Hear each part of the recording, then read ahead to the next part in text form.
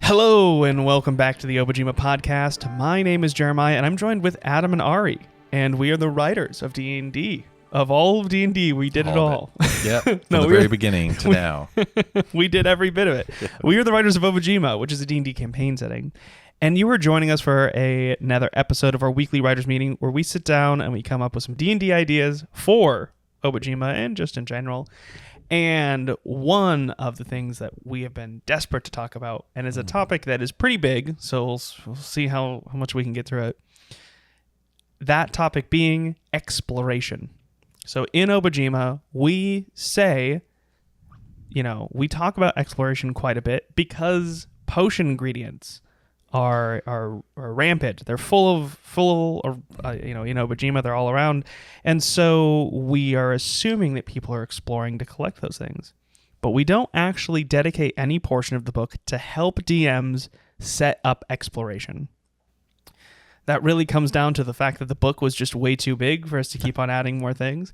But now we're going to take some time to talk about what we think exploration could look like in Obojima, some tips and tricks that we might have, talk about downtime in general, and then maybe, if we have time, address some other things, some other, topics in the exploration side of D&D that tend to be a little rough.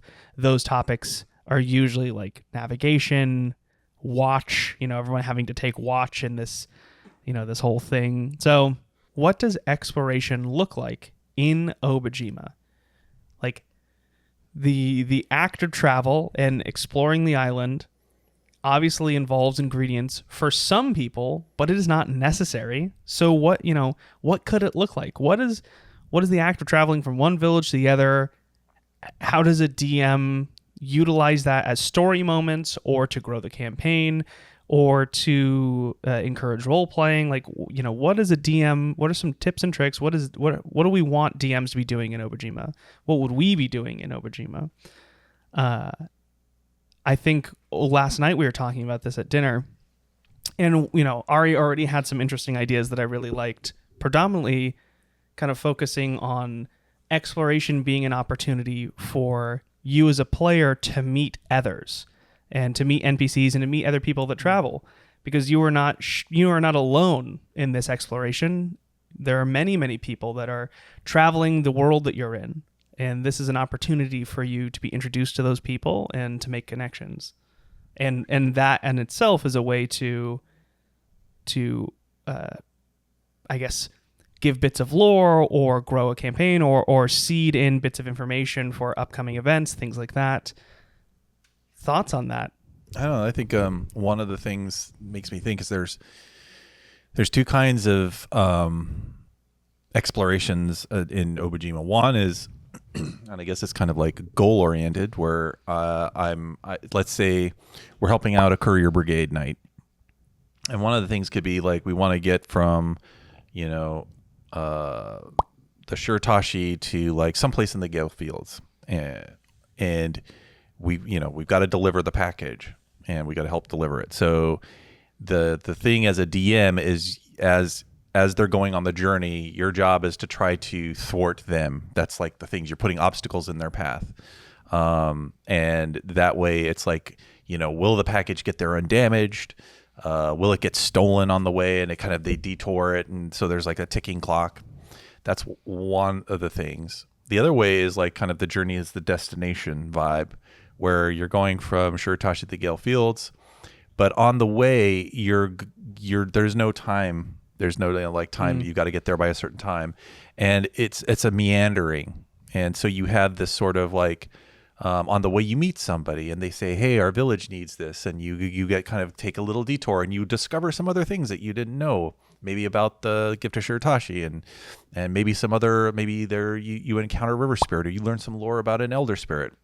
And then you get back on the track, and then you gotta go. And at the border of the Gale Fields, you meet some stranger who then like takes you into this other thing. And you go on this other. You might get to almost like the foothills of Mount Arbora, and so it's this meandering kind of vibe as you go through. So it's the idea of one is you're trying to get from A to B as fast as you can, and there's obstacles that are getting put in your way that are causing you to sort of like explore what the perils are and what the bandits are and what the things that are kind of antagonists in this world.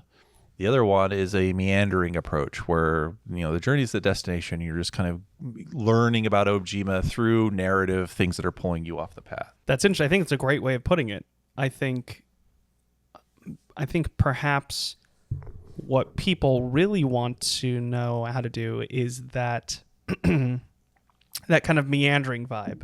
Because if there is, if there's a stark destination and they're trying to get to there at a certain point or accomplish a task, I think most DMs understand, like, I'm going to put some obstacles.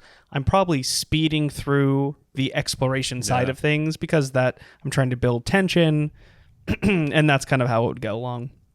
I think when people think of exploration, a lot of them are wanting to focus on how do I make, how do I fill up the time between destinations and make it feel like fulfilling, I guess, for a lack of better words, without having to pre-plan a bunch of things. Let's say, I'm going to the Prancing Pony from, the Shire, and I'm trying to make that destination. I could fill in, how do I get Tom Bombadil? Like, I could pre-plan Tom Bombadil and a bunch of other crazy stuff and have all of these things happen.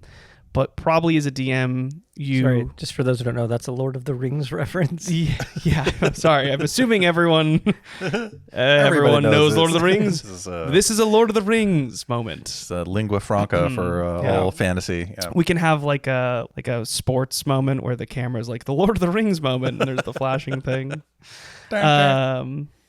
So, those are the destinations. How do I make the exploration between the two of those feel interesting and unique without filling it full of combat encounters and deadly attacks and dangers?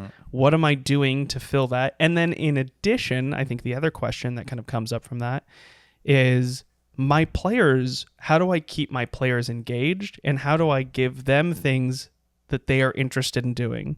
So ingredients offer that. How do I make ingredient collecting interesting? But outside of ingredient collecting, what are other things, downtime activities, or things like that your players could be doing on their exploration to the next location? I mean, I think part of it could be done kind of at character creation or check-ins with your players, where you want to know what interests the characters about the world of Obojima. Like, that's one of the things, like, why do people set out on adventures in Obojima? Because Obojima oftentimes just offers a lot, is an interesting place to explore. And, we basically say as much as well. This is, that it is a place you want to discover and see all the different kind of mysterious sites and whimsical places and all of these very charming things. And so we actually have to make that true to a degree. That, most D&D is I need to get from, a common thing is I need to get from here to there. And it is, as Adam said, it's all of these things that make that harder, that I don't just go there.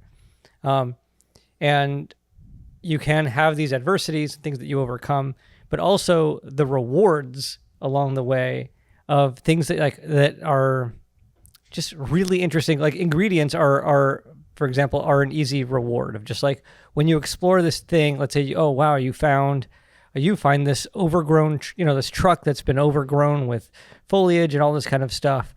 And in the bed of the truck growing, are these, ingredients there, right? There's certain plants that you need to get. And that's really fun. And you might have, you might find a traveler who has used the bed of the truck to sleep for a little bit. It's like you're harvesting these things, and then somebody wakes up. It's like, who's out there? And it's like, there's a new NPC and things like that. The question I have, and D&D has solved this, is what is that unit of travel? And usually D&D, or it has been, where the unit of travel is, when you do overland travel, it's the hex crawl. And so that each hex is filled with a list of potential things that your players can find. So maybe that is something useful to consider, is as a DM, if you use that hex crawl system, you can create fun things that might populate each hex. So when your players decide to go from here to there, even if it's not with purpose, if it's just we are traveling through, our purpose is to travel around, maybe just eating at the best restaurants in every village. Great. But you still want that travel to be fun. For those of you who've never played the board game Takedo, it's kind of like that vibe of the journey is fun and it's enriching and things like that. So what are the things that we can do? Like D&D is usually about I need to solve a problem. And I think that's great. I think I personally think that most D&D should be on some level about that. But the idea of not overlooking the journey, I think is great. That's something that feels very Obojima. It's very on flavor. And so I think things that you do are create whimsical encounters or very charming encounters. Again, they don't have to be combat oriented. Maybe there are, there might be little like trickster spirits that kind of take some of your camp supplies and run off, and then you chase them into this really kind of beautiful vale or something like that. I think there are ways to kind of have the exploration. The real trick is like, how do you have it's how do you have kind of a quiet, it doesn't have to be quiet, but like I'm trying to think of how I would, let's say you come upon like a beautiful waterfall or something like that, something just breathtaking. How do you express that quality in D&D, that kind of quiet moment, and kind of let the players kind of fill their imagination with just how beautiful a place can be, or or how magical an event could be. Let's say you see the Aurora Borealis for the first time. Like, how do you describe something like that at the table? Those are the types of tools that I'd want to give a DM. As a DM, you could get really creative with that. Like, let's say with this, you have the idea of like, okay, I'm going to have the adventures going along. They're traveling, but I want them to take this detour where they see this waterfall place that you're talking about, this vale where the elder spirit lives, and the tricksters take their stuff, but they're actually, maybe the tricksters are like trying to bring you to the elder spirit's attention. Maybe the elder spirit needs something. You get there, but as a DM, like as you're preparing your game for the next session, you could actually write a poem and say, when the players, get to this location, then you could say, make a roll and a history roll and, make it low CR so they get it and they do it. Or the trick, like you mentioned earlier, was like everybody roll a history check. Whoever rolls the highest knows it. And then you could read this poem, and say, and it that is a very evocative, and that gets everybody, like, you kind of take a moment, like, to create that pause, to create that like sense of like, this is a sacred moment. Like, you create it actually literally at the table. Like, there's a meta moment where you have everybody's like, you're going to read this poem, and as a DM, this takes a little something on your part, but it's like you actually read them this work of art, and and then you can say that the person who made the history check, like, you've heard this poem before, and this was created by an ancient sage that spoke of a lost vale where there was an elder spirit, and this elder spirit was like, had this secret or something, and you set up the adventure through this thing that you create as a DM. You get to write and create a cool poem, but it sets up this moment. And I think that's kind of a way to do it on a meta level, where you are stopping play, you are reading this poem, and it kind of like, whoa, holy smokes. And that you didn't find like a cache of gold, yeah. Right? Or you don't pull a sword out of the water. Is there a way to make that moment, again, like the experience of play being rewarding? Is there a way to make that moment of exploration rewarding, that your characters seeing the island of Obojima for everything that it has to offer? And I wouldn't do that too often. Varying up these kind of experiences would make that one stand out if you did something like that at the table. I think that would be really, that would be memorable. Yeah, I mean, I've seen, some of the streamers, like the YouTubers, will do that. Like they'll have this moment where, somebody reads a poem, or somebody, I don't know, just describes something in a very sort of theatrical way, and it's like, it's a cool moment. And the players at the table are like, ooh, that was cool. Like, Dave's made that up. That was really awesome, and it's like, but it creates that thing. And then you're also, not only is it like your own sort of as a DM, your own work of art, but it's also that there's a story purpose to it. And it's either linking them into lore of the land of Obojima. It's linking them into sort of like the mystical places on Obojima that are, why shrines are built. Like, why do people build shrines? Well, they do it for these reasons. Or it could be like, now this elder spirit had been, calling out for a long time, and it had been lost. But now you finally found this veil. It's like, oh my gosh, now that this means something and it has significance, and you can like sort of complete the poem and take it back to the, maybe the monk who wrote it is still alive, and they're just like their old, 90-year-old Dara somewhere, like, or it could be that the first Dara wrote this, and it's like, oh, now it makes sense, and you could take it back to Roakala, and, right. If you were a Dara and you just knew that poem, it's kind of cool, and when you get there, it kind of like deja vu's, like that.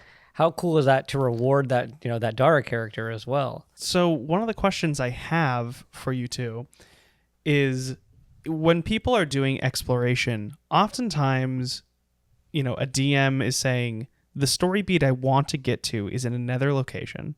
It's not here. I want my players to get to that location. I don't necessarily want to have, I guess, a C plot or a B plot going off while they're exploring. So I want to fill it with small vignettes and small moments. And maybe the DM's intention is like, this round, like this session, it's a 3-hour session, is going to be the session of travel, where I kind of detail those things. One of the things that I think a lot of DMs feel awkward doing is the speeding up and slowing down of time, which is, it's going to take 2 weeks to get there. We have to play out those 2 weeks. Yeah, let's like, how do we play out these 2 weeks? Well, oftentimes what the DMs will do is they'll express like, you traveled for the day and now you were resting, and we are going to, travel, the 17 hours of travel for that day gets turned into a couple sentences, which is you traveled for the day. Yeah. And then now it is the rest, and we are going to slow down to focus on this rest, because that's when danger lurks, is at night. And then we'll speed back up because nothing occurred that night. And then we slowed back down. Then we speed back up and we slowed back down. And then finally on the 6th, slowed back down. After exploring for 7 days, something happens. That occurs for like, maybe it's a short encounter for an hour. And then it's kind of like, and then thankfully you beat the bandits and you got to the next town. But usually when you say like nothing happens in the day and then you get to nighttime, you camp, and then what you're saying is, nothing dangerous came our way. Exactly. Right? Like, and as opposed to nothing happened. Right. Like, you traveled, I guess, quote unquote, successfully. Like, you've ventured a little further. And so on a DM side, I'd love to hear what advice we might be able to give for them who are saying, I want to go from Okiri to Yatamon. It's 3 weeks on foot, and I don't want it to take up many sessions. Like, I kind of want to get to Yatamon. Like, that's the thing that I feel is, that's the juice is there. That's what I've been building up. How do I, if it's like, okay, we're not worried about a dangerous encounter, or maybe they do want a dangerous encounter. How do I make it feel organic that I'm going to throw in something that's going to happen, that's going to spook things up and people are going to fight or whatever it is, but I don't have 18 days or 21 days worth of interesting things to mention every single day to keep it going. I think that's a big question and concern for DMs is that like, when nothing is happening, I tend to want to speed things along because I have nothing interesting to say. And then when something interesting is about to happen, I slow it down, which lets everyone know, okay, this thing is important, I should pay attention. But it doesn't feel very immersive. And then alternatively, I think another trap DMs have is, okay, well, I don't want them to know that every time I slow down, it's immersive. So let me put some red herrings, which just feel like a waste of time. Everyone roll their checks. Nothing happened. Yeah. Okay, let's go to the next day.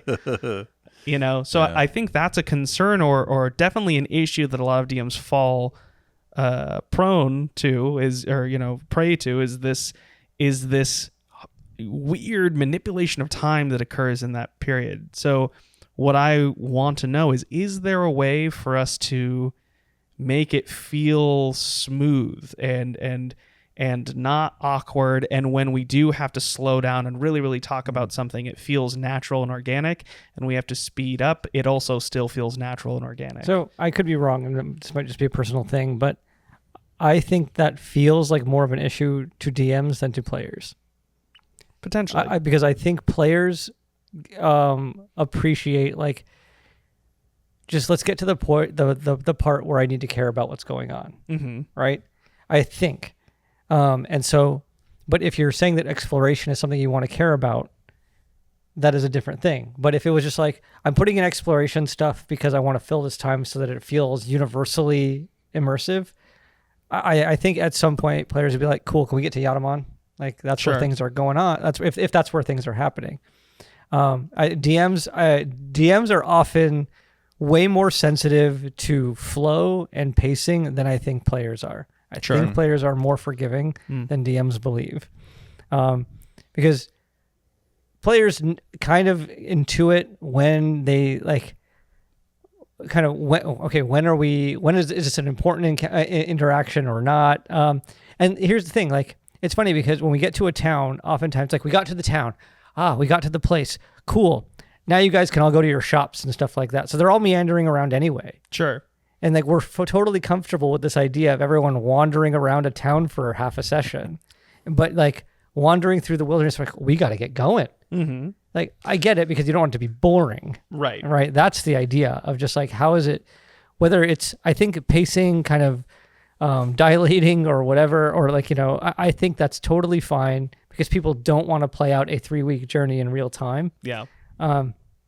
So I think that's that's okay. And I think the point is, how do we make kind of these sandboxy places where you're not always on a clock necessarily, where it's like you're under the gun, you got to do this thing, because when you get to a town and you get to finally like, I'm just going to go shop for a little bit, like, that's a fun break. Sure. And if there were ways to do that over the course of travel, of just like, here's another place to explore, as though you were, I mean, if you were to substitute going into a shop and seeing what wares do they have, and I want to purchase this, versus here's this cool like meadow, and I want to look around. Are there cool ingredients here?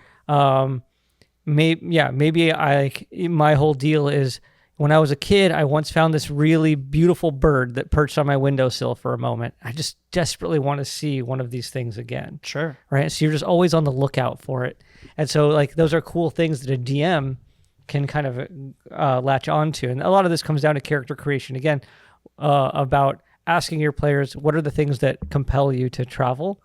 And not just to adventure, but to want to travel and explore the island. And you might have some groups that are just like, I'm not about exploring. I'm an adventurer. I'm here to solve problems. Sure. And like, that's great. I think a lot of players will do that. But I think if you could latch a lot of these exploration things into what motivates the characters, I think that those will become some of the most powerful role-playing moments at the table.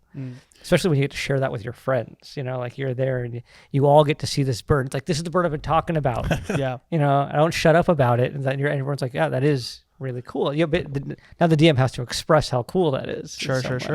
Could be things too, like, if you've got, like, let's say you've got this is your first session, and all the players have rolled up their characters, and you're like, all right, you're all in Okiri, and you're gonna go to Yatamon. It could be that, along the way, that you have moments where it's just role playing, like characters are getting to know each other, and like, you as a DM, maybe they're traveling with an NPC, and the NPC could be like, well, tell me about how, y'all met, or tell me what was your adventure before this, or something. So it gets players talking to each other at the table and introducing their characters. And so as you're traveling, you're having the kind of role-playing story moments. Another thing you could do is, and this is one thing I've used in some game that I run that's like rattling around in the back of my brain, but like, I had that there was some problem that was going on, like in this case, say in Yatamon. And as the players are traveling, they, like, let's say for an Obojima, how I would run it, it would be, they kind of go along, and there might be that they hear about, like, or they see howlers or some kind of monster and they come across somebody who's like, they stole my thing or something, or there's you see like a wagon that's wrecked, and then you like follow it and it leads up to a cave, and you get this object back, and you're like, wow, this is weird. I guess when we get to Yatamon, we'll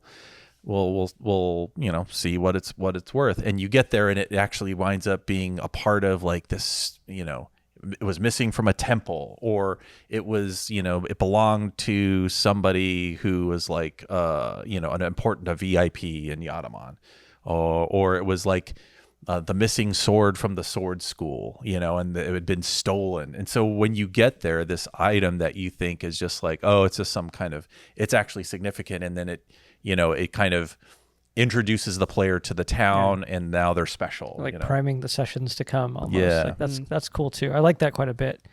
On the NPCs, traveling with NPCs, another thing you could do is have those fun conversations. Let's say you're traveling with a sword master, and the sword master, as you're traveling, can teach people how certain things. That's more downtime activity type stuff, but you're kind of journeying with these characters. And obviously anytime you journey with characters, there's a chance to create bonds, and then there's a wonderful opportunity to then put those people in peril, and then you have to help them. So yeah, a lot of it might be priming for future events, but in the moment, you're kind of building these bonds and creating this connection to both people and these places. So like imagine, if you're going through and you there's this beautiful place and there's a shrine set up there, and then as you're traveling back, you see something has happened to that shrine. Well, you've shared a beautiful moment there. You are now connected to that place. You're more inclined to do something about it if something happens. Yeah. So you can kind of have this mix of quieter moments, but then it also, because D&D is often about solving problems, you could then it's an organic way to create your investment in a problem instead of just you were hired to do something. There can also be like, say you're going to go to Yatamon and you're going to go for like the annual pumpkin festival or something, and it's like, and on the way to Yatamon you encounter somebody who's like, the harpies are coming for our farm, and you're like, oh well, I guess we'll go help them, and you run off there and it's a pumpkin farm. And so you help them, you ward off the harpies, and you get they're like, thank you, how can we help you? Like, well, we're gonna go to the pumpkin festival. They're like, we have a 500-pound pumpkin that you can have. And it's like, sweet, go get it. You put it on the wagon, the horse or whatever, and you go into Yatamon with this huge, crazy pumpkin, and immediately, the talk of the town. So it's like stuff like that and it could be, there's just one, like say one big stop on the way. You could have things where there's multiple things that, that like little side things that are just aren't that far away from the trail, but they sort of occupy that time. And then you can kind of like intersperse, like, oh, there's this little village off to the side, or there's this shrine over there. What I'm hearing from both of you is it's sounding like, and this is probably the case in most D&D games, but specifically in Obojima, a tool that the DM has at their disposal that you should rely on, especially because NPCs can be used to kind of add in context for the players that the DM can offer. But the players are not the only people on the road, and that as they are traveling, you should be could encounter in a 2 weeks journey from Okiri to Yatamon 7 or 8 different groups of people. I think that's great. And you might, I love that idea of you setting up camp at night and travelers, come by and like, hey, can we share your fire? And then you get to enjoy those stories. Yeah. And one of the great things you get to do as a DM is also do overlapping storylines, or rather kind of leapfrogging storylines. So these characters that you talk about might tell you something that actually portends the thing after the thing you're about to do. And so like you get to kind of lay down these like strands that then get picked up. And if you find that your players really latch on to what this NPC has to say, you're like, cool, I'm actually going to go, we're going to develop that now. Yeah. So you're getting into your fact finding, and these are kind of like little exploratory probes by having these NPCs or really interesting places to explore. Yeah. I think also like, I just think of like when I go on a road trip, I'll be like, okay, I want to go to like, I don't know, like Joshua Tree. And so I'm driving and on the way, I'll see something. It's like, the spiky cave. And I'm like, that looks cool. And then I'll just kind of detour, go off and check out the spiky cave and like, oh, there's this thing. And then maybe they're like, the spiky cave is a series of caves. And I'm like, oh, and the really cool one is this other one. It's like, oh, and so it's like kind of learning about things as you go. So like exploring Obojima, and depending on how much you want to flesh out what these like cool things are on the journey. And if you want to get like DM bonus points, like you have these things, you figure stuff out, and maybe you get items or you get crystals or you get ingredients as you go. And then when you get to Yatamon, you already got things, people who need stuff there. Like somebody's like, oh, I wish, I would love to have gone to the spiky cave, because they have these, and you're like, well, looky here. And they're like, oh my gosh, or it could be like, we need more of those. And you're like, well, I know where those things are. Well, all we got to do is kind of go back and get them. So it's like preceding stuff into like what you're going to encounter when you get to Yatamon. And then, or maybe there's just some kind of cool rare thing that they found, or a mystery that they discovered. And you're like, you show it to somebody and somebody's like, oh, I know somebody who'll know something about that. And then it can also lead to players to discover Yatamon. Like if you're like, God, how do I get them to like, I don't know, the Instaprint camera store? You could find a roll of film and you're like, I don't know what this, it looks first age.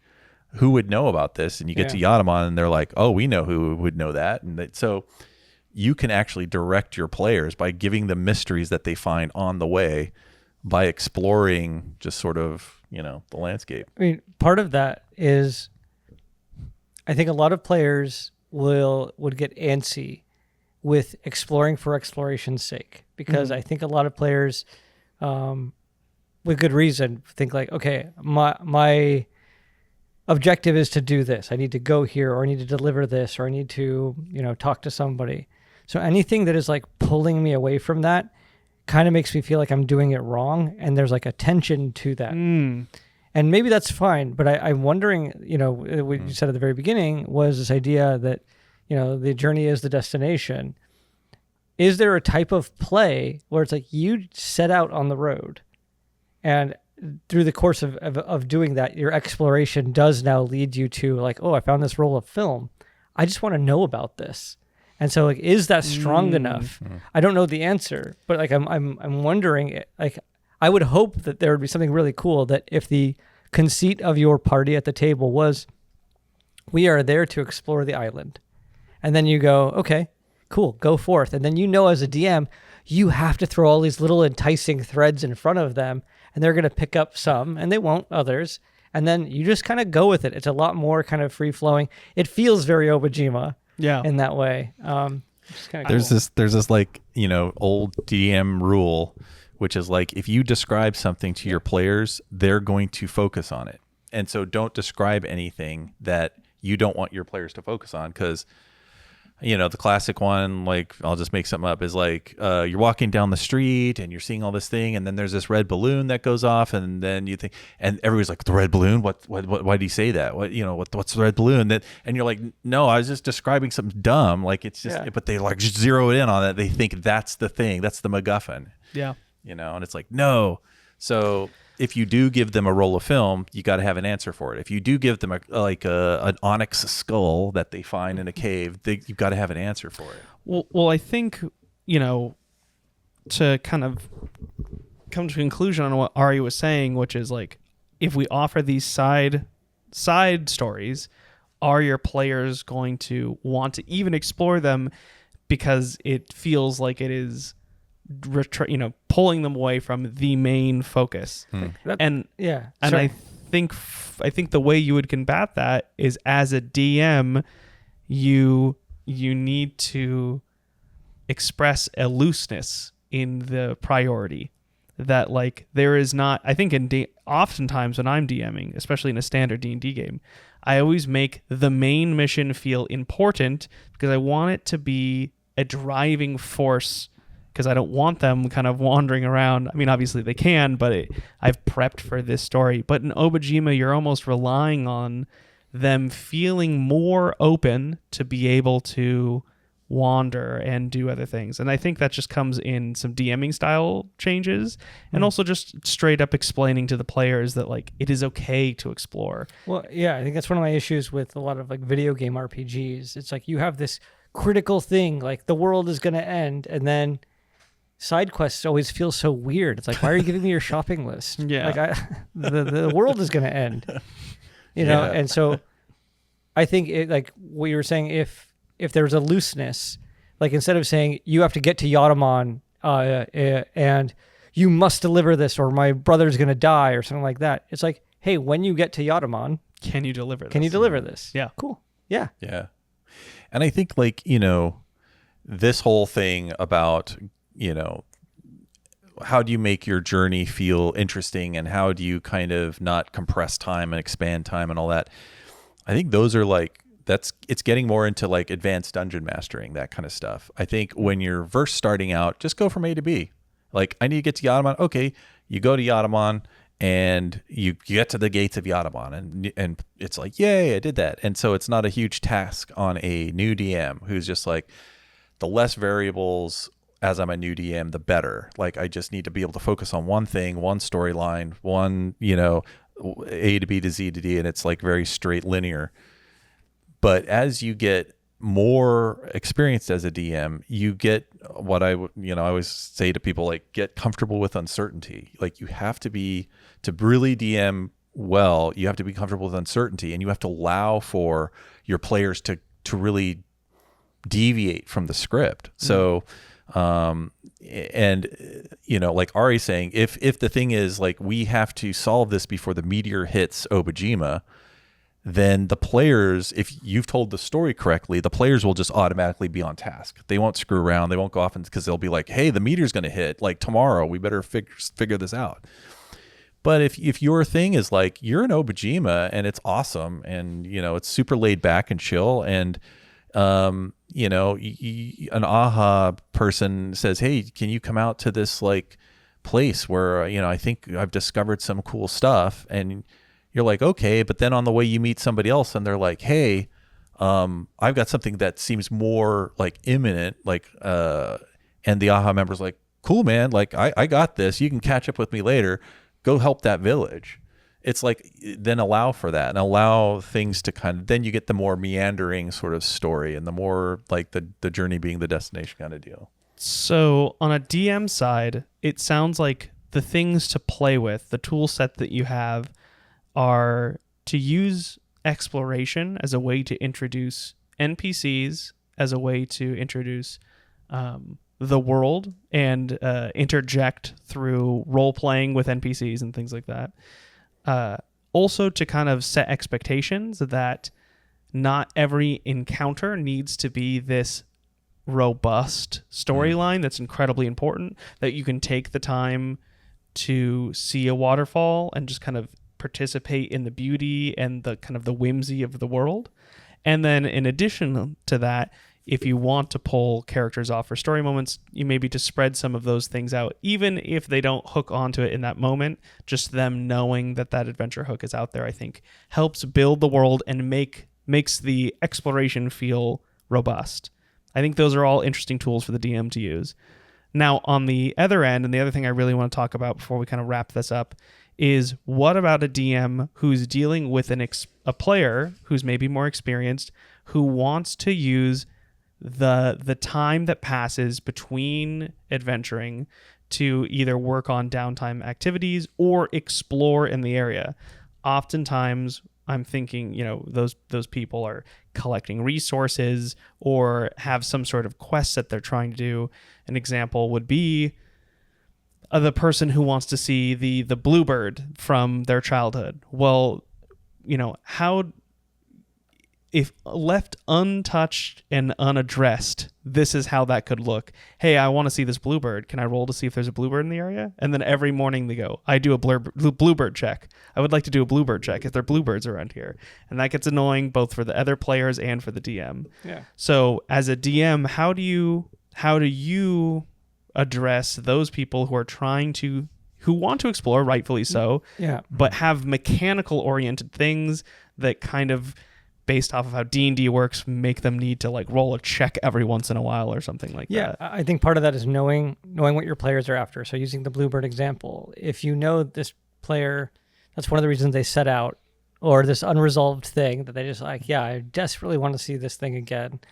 I would do that as a DM, is lay clues in front of them. So rather than saying, I check for a Bluebird, what? You don't do that for anything. Like, what are you checking for? Like, what does that entail? Mm-hmm. And if they're able to tell me kind of their routine, okay, I could wrap that in. But if they're just like, I check for a Bluebird, I don't know what that means as a DM. Right. But I might say, like, one day I might be like, you wake up in camp and you notice that there is a blue feather, that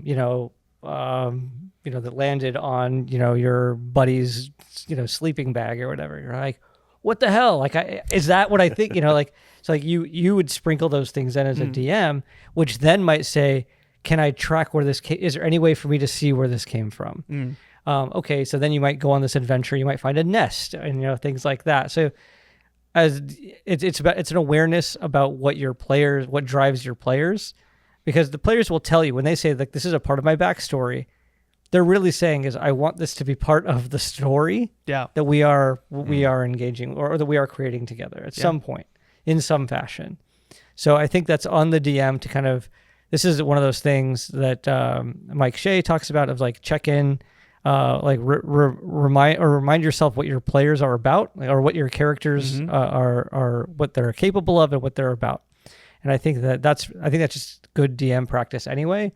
But especially for these downtime activities or these exploration, it's one of those things, especially, where somebody's like, I want to look for ingredients.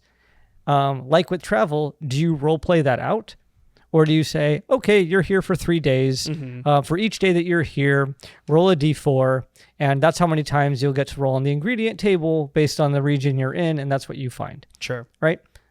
Is that, you can do it that way. It depends on how interested your players are in the exploration. If you have ones that like, I really want to see everything that this island has to offer, you can do little excursions. The hard part there is like, are you all splitting up for the day? And that becomes hard to manage at the table. But if they're short, you might be able to do something really like a fun little encounter. And then of course you'll roll dice at the end to see what the results might have been.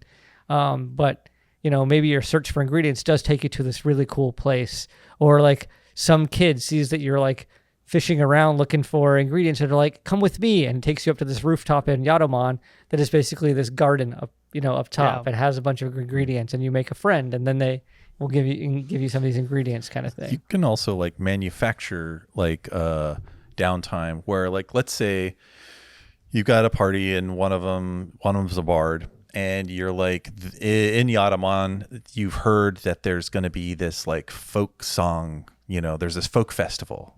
KK Slider. Yeah, KK Slider is going to be there. All these musicians are going to be there, and your bard has heard of this, and your bard's like, ooh, and you're like, a song that you've been working on, and you've got a 3-week journey, and you're going to practice as you go there.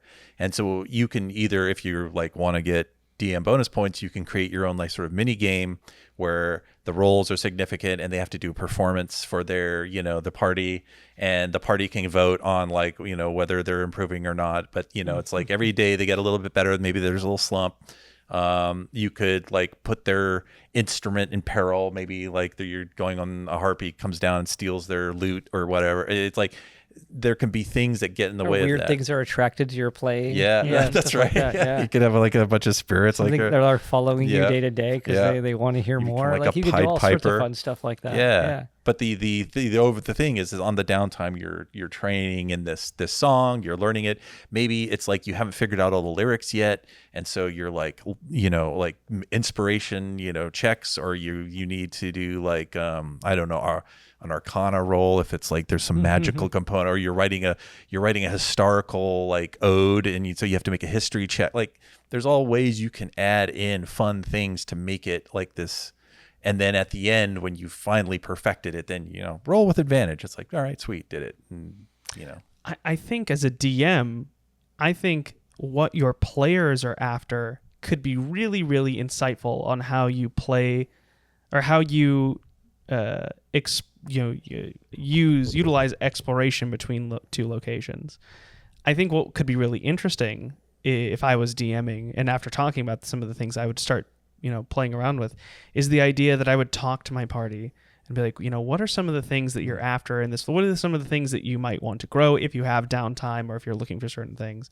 And then what I would probably do is I would have you all roll, like if you're a bard who's practicing, I'd have you roll maybe 3 performance checks, and if you're a druid looking for potion ingredients, I'd have you roll 3 nature checks or survival checks or something like that. And then maybe I would have on my back end, I'd have like a couple different options. If you succeeded more than you failed, some good things happen. If you failed more than you succeeded, the encounter maybe leans towards the negative end. So let's say you succeeded 2 of your 3, I might have, another group of people come and, join in, like another group of bards. And maybe when you get to the town for your performance, you have a +5, like you start with inspiration or something. And then on your end, maybe you failed your investigation check. You still find the ingredient, but sitting, in a pile of Queen's Dilemma is like, a baby hill dragon, and you're like, oh my goodness. Right, you found something you didn't intend. Like, that's great. Mm-hmm. And then basically whether they fail or succeed will just help the DM explore the little moments that you might occur. And maybe that's NPC interaction, maybe that's exploration interaction, or even a little quest that comes from it. But I think that's a great place to start is rather than having them do many, many checks throughout the thing, is just at the beginning of the week. This represents your full travel time. Yeah. Let's just get it out of the way. You roll the numbers. I'll do all the math in the back end. And then I reveal to you the outcome over the exploration. That's cool. As a way to kind of, you still kind of controlling the over tempo of everything. And it also makes sure that everybody gets kind of a moment, because you're telling everybody to do that, which I think is really cool. Yeah, I like that quite a bit. Yeah. It's sort of like you're summing up. Yeah. Yep. Yeah. Everyone gets maybe a moment or 2, depending on how well, Yeah, if they like roll a nat 20 or they roll a 1. It's like you fell in the mud. I think there's a lot more we could talk about, and maybe we'll jump back onto this topic. But I think overall, the sum up of all of this is, as a DM, utilize your player goals to kind of like figure out maybe some of the story beats. Use NPCs to interject lore and more history on the world. And I think overall, if you temper everyone's expectation that not every encounter is this outrageous, important detail or moment that could be a combat, I think it will make those moments feel more exciting. And I also think it'll encourage more role play in those moments that aren't super combat oriented action adventure style. And I think some cool, have your players write a haiku, have everyone write a haiku. Yeah. Just like, it's like a super simple, simple on first and then gets very complex and philosophical later. But just like the idea of injecting in just like having your players be creative and doing something that's kind of in the vein of Obojima. I think there's space for that, where you're kind of going outside of the general way to play D&D and just saying like, oh, here's a poem I wrote, or here's, you guys can, maybe there's an elder spirit that wants you to, write a poem and like come back in a week and bring me your, and you're like, okay, this week, all the players, you're gonna try to, do a haiku, and of course they're going to succeed and it's going to be great. But it's like, just to have people just try something out that they might not have done before, and to kind of like, this is the vibe of Obojima, this is like, you get to be really varied in exploration in a way that might be harder to do in combat. And so you get to write a haiku is not a thing. Like, there's no combat system for that. There's no like subclass that is, that we're writing a haiku as part of it. And it doesn't have to necessarily be that, but the idea of, in the exploration, you get to stretch different muscles. And I think, and those are valuable memories that you'll have at the table that time. Yeah. I just think that's great. Yeah, especially like the players actually write the haiku, then it's like they get to keep that. And they're like, 10 years later, they're like, remember that haiku you wrote? That was really cool. And I was like, oh, sweet.